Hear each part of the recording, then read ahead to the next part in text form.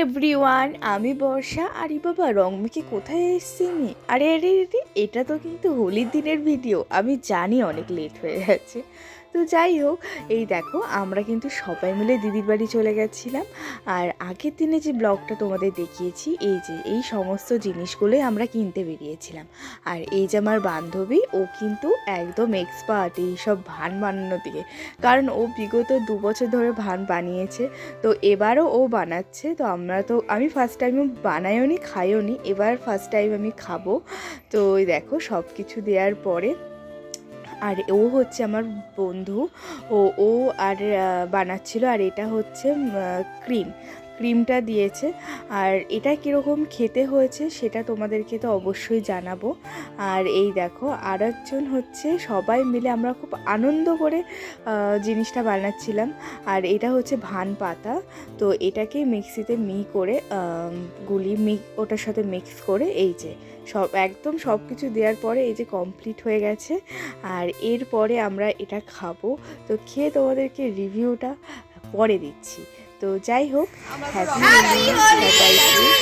সবাইকে হ্যাপি হোলি। তোমরা কে কে রং মাখানি সেটা বলবে, আমরা যাবো মাখাতে। লাগছে।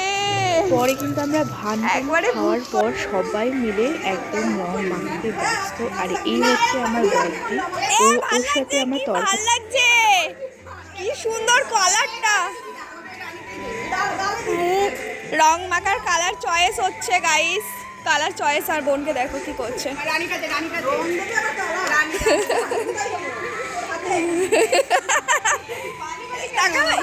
আর একে দেখো, আর এই যে বাবলি।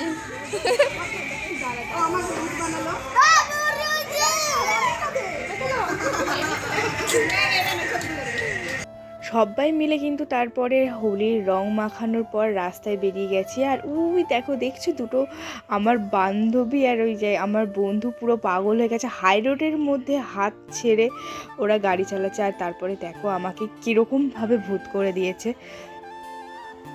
আর এই দেখো এখানে কিন্তু সবাই ছিল, আমার বড় যাইবো, মেজো যাইবো, আমরা, ওরা কিরকম ম্যাজিক দেখাতে দেখো।